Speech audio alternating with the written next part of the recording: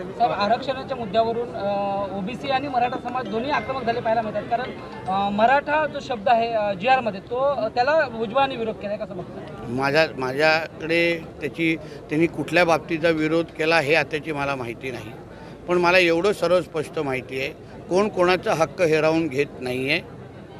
OBC समाजाच्या आरक्षणाला हात न लावता मराठा समाजाला जे काय आरक्षण द्यायचं आहे, जे काय अधिकार द्यायचे त्या दृष्टिकोनातून घेतलेला जो निर्णय आहे. भुजबळ साहेबांच्या समोर कुठलेही गैरसमज असतील तर ते दूर करण्याचं काम आमचे आदरणीय मुख्यमंत्री करतील. साहेब, कर्नाटक रेल्वे स्टेशनचं छत्रपती स्टेशन आहे, त्याचं नाव बदलण्याचा सरकारने निर्णय घेतला आहे. जरांगे पाटीलांनी सरकारला विनंती केली की सरकारने पत्र द्यावं हे नाव बदल. बघा, जिथे जिथे काँग्रेसचं सरकार आहे ते हिंदू द्वेषित आहेत, शिवाजी महाराजांच्या विरोधात भूमिका सातत्याने घेत आहेत आणि जिहादला समर्थन करणारे आहेत. आता छत्रपती शिवाजी महाराजांचं नाव बदला ही मागणी लोकप्रतिनिधी करतात आणि मुख्यमंत्री त्याला दुजोरा देतात. हे दुर्दैवच म्हणावं.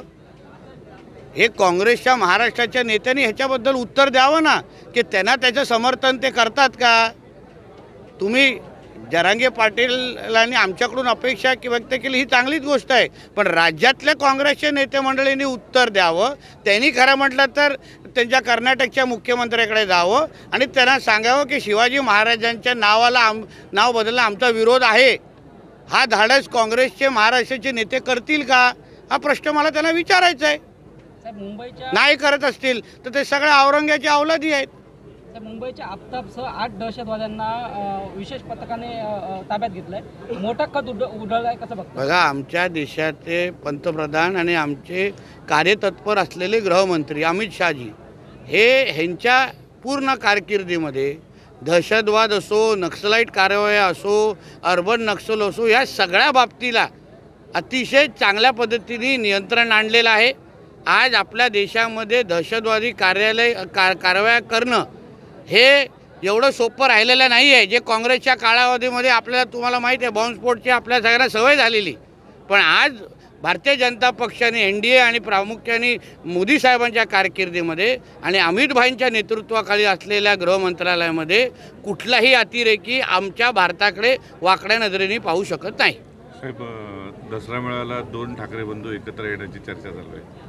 तुम्ही काय करू शकतो त्याला, तुम्ही मला सांगा, मी काय करू शकतो त्याबद्दल.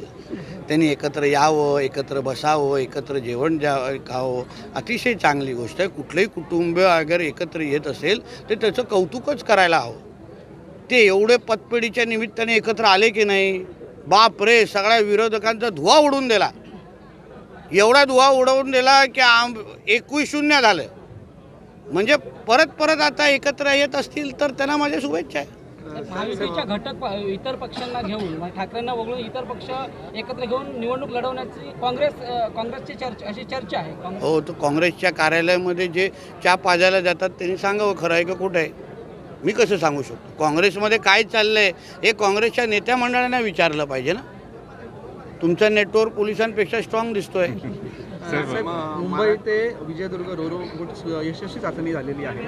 पुढचं नियोजन कसं असेल? आम्ही शुभ दिवसाची वाट पाहतो आहे.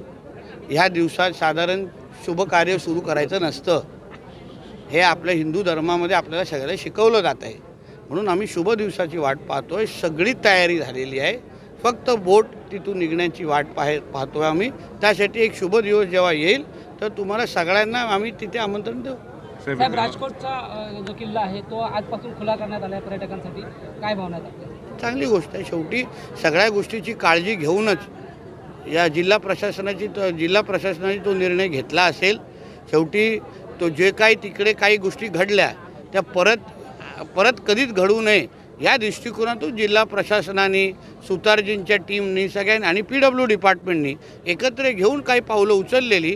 आता त्या सगळ्या गोष्टी नीट झाल्या असतील असा विश्वास त्यांच्यामध्ये आला असल्यामुळे त्यांनी खुला केला असेल. साहेब 14 तारीखला जो भारत पाकिस्तान सामना होतोय, उभाटा माझं कुंकू माझा देश हे बिरुद घेऊन आंदोलन करतोय. हो का, तुम्हाला माहीत नाही, मी माहिती घेऊन बोलू आपण शकतो. कारवाई केली कणकवलीमध्ये, त्यानंतर आतापर्यंत जवळजवळ कोट्यावधींचा मुद्देमाल जप्त झालेला आहे. पोलिसांकडून कारवाई होत आहे, सतत कारवाई होत आहे. मात्र कुठेही हा जी प्रकार आहे तो मात्र पूर्णतः थांबलेला दिसत नाही. काल रात्री देखील अगदी कोट्यावधी रुपयाची दारू जी आहे पुन्हा जप्त करण्यात आली. तुम्हाला असं वाटतं की वर्षानुवर्ष चालू असलेला प्रश्न लगेच संपावा, त्याला काही प्रक्रियेची वेळ द्यायची तुमची तयारी आहे की नाही? शेवटी जिल्हा प्रशासन, जिल्हा पोलीस हे आपल्या माध्यमातून जे विविध आता कारवाई तुम्ही दिवसातले किमान 4 बातम्या देत आहेत. तर आम्हीही बघतोय की कुठल्या पद्धतीने कारवाई अतिशय जोमाने सुरू आहेत. म्हणजे ह्या गोष्टी आपल्या जिल्ह्यामध्ये चालू होत्या आणि आपण नजरअंदाज करत होतो, पण आता कारवाई होत आहेत. थोडा तुम्ही वेळ द्या. प्रत्येक गोष्टीवर माझ्या बारकाईने लक्ष आहे, म्हणून मी काय करू शकतो हे मी पोलिसांना दाखवलं आहे. पण आता मला पोलिसांना संधी द्यायची आहे. पोलीस आपलं काम प्रामाणिक पद्धतीने करतायत. लोकांच्या अपेक्षा आमच्याकडून वाढलेल्या आहेत. कधी नाही तर ह्या मोठ्या कारवाया आपल्या जिल्ह्यामध्ये होत असताना आपल्याला दिसत आहेत. म्हणून तुम्ही संयम ठेवा. कोणालाही आम्ही सोडणार नाही.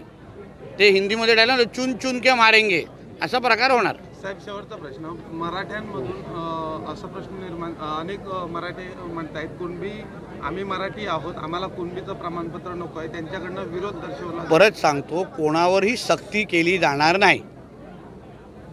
कुणबी प्रमाणपत्र ज्यांना घ्यायचं आहे त्यांनी स्वतःहून जाऊन आपलं पत्र घ्यावं. कोणाला घरातून काढून नाही तू कुणबीत हो असं होत नाही. कोकणामध्ये खूप आपल्यातले जाणणारे सहकारी आहेत, ते त्याच भूमिकेचे आहेत.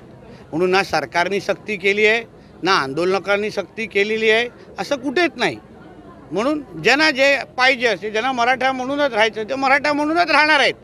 पण ज्यांना कुणबीचं प्रमाणपत्र पाहिजे असतील ते सरकारकडे जातील, आपले दाखले आणि पुरावे दाखवतील. साहेब, कुडाळमध्ये नगराध्यक्ष 6 नगरसेवकांचं निलंबन झालं भाजपच्या, आणि त्यानंतर भाजपच्या जिल्हाध्यक्षांवर टीका देखील होती. मला असं वाटतं की आमच्या जिल्हाध्यक्षांनी त्याच्याबद्दल भूमिका मांडलेली आहे. पक्षाच्या सगळ्या नियमामध्ये चौकटीत राहून जिल्हाध्यक्षांनी सगळे नियम पाळलेले आहे. शेवटी आमच्या जिल्ह्याचे भारतीय जनता पक्षाचे प्रमुख आणि आमचे नेते आहेत ते, म्हणून त्यांनी एकदा भूमिका मांडली, त्यांनी एकदा निर्णय घेतला, तो मला असं वाटतं आमच्या सगळ्यांचं त्याला समर्थन आहे. पक्षशिस्त आणि पक्षामध्ये असलेले जे नियम कायदे आहेत ते माझ्यासकट सगळ्यांना लागू आहेत. म्हणून जे त्या नियमाअंतर्गत येतील, जे ते नियमाचा भंग करतील त्याच्यावर कारवाई होणारच आहे. आणि त्या दृष्टिकोनातून आमच्या जिल्हाध्यक्षांनी कारवाई केलेली आहे. थँक्यू.